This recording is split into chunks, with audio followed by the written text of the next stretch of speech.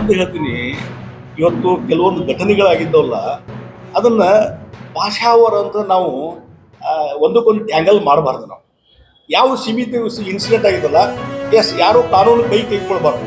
S ಕಾನೂನು ಯಾರಿಗೆ ಕೈ ತೆಗೆದುಕೊಂಡ್ರೆ ಅವ್ರ ಮೇಲೆ ಕಾನೂನು ಕ್ರಮ ಕೈಗೊಳ್ಳಿ, ಅವ್ರ ಮೇಲೆ ಎಲ್ಲ ರೀತಿ ಕಠಿಣ ಕ್ರಮ ತಗೊಂಡು ಶಿಕ್ಷೆ ಕೊಡ್ರಿ ನೀವು. ಆದರೆ ಅದನ್ನು ಒಂದು ಭಾಷಾ ವಿಷಯವಾಗಿ ಪರಿವರ್ತನೆ ಆಗೋದು ನಾವು ಒಪ್ಪಿಸ್ತೀವಿ.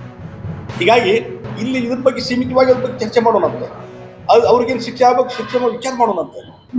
ಅದು ಈಗ ನೋಡಿ ನನ್ನ ಅನುಭವದ ಪ್ರಕಾರ, ನಾನು ಒಬ್ಬ ಇವತ್ತು ಬೆಳಗಾವಿ ಸಂಸದನಾಗಿ ಹೇಳ್ತೇನೆ. ನನ್ನ ಅನುಭವದ ಪ್ರಕಾರ ಇಲ್ಲಿ ಬೆಳಗಾವಿ ನಗರದಲ್ಲಿ ಹಿಡ್ಕೊಂಡು ಬೆಳಗಾವಿ ಜಿಲ್ಲೆಯಲ್ಲಿ ಮೊದಲು ಒಂದು 15-20 ವರ್ಷದಿಂದ, ಮತ್ತೊಂದು ಕೆಲವು ವರ್ಷಗಳ ಹಿಂದಿತ್ತು, ಒಂದು ಸ್ಪಿರಿಟೆಡ್ಲಿ ಫೈಟಿಂಗ್ ಇತ್ತು.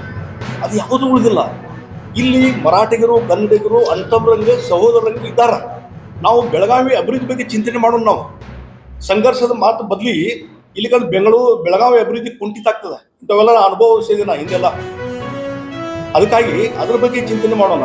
ಇವತ್ತು ಎಲ್ಲೇ ಘಟನೆ ಆಗಿದ್ರೆ ಯಾರು ಕಾನೂನು ಕೈ ತೆಗೊಳ್ತಾರೆ ಅದನ್ನು ಕಡಿಸೋಣ, ಅವ್ರ ಮೇಲೆ ಕಠಿಣ ಕ್ರಮ ಕೈಗೊಳ್ಳಲಿಕ್ಕೆ ಎಲ್ಲ ರೀತಿ ಒತ್ತಾಯ ಮಾಡೋಣ.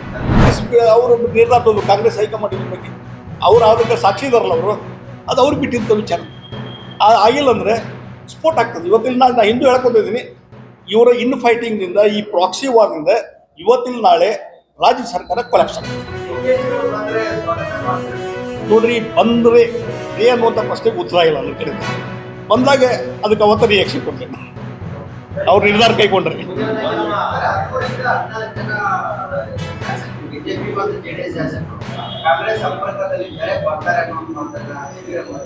ನೋಡ್ರಿ, ಜಮೀರ್ ಅಹಮದ್ ಯಾವಾಗ ಭವಿಷ್ಯ ಹೇಳಕ್ ಚಾಲು ಮಾಡ್ಯಾರ ಗೊತ್ತಿಲ್ಲ. ಈಗ ಕಾಂಗ್ರೆಸ್ನಲ್ಲಿ ಡಿವೈಡ್ ಆಗಿ ಹೊರಗೆ ಬರುವಂಥ ಪ್ರಯತ್ನ ನಡೆದಾಗ ಈ ಜಮೀರ್ ಅಹಮದ್ ಮಾತಿಗೆ ಏನು ವ್ಯಾಲ್ಯೂನೇ ಇಲ್ಲ.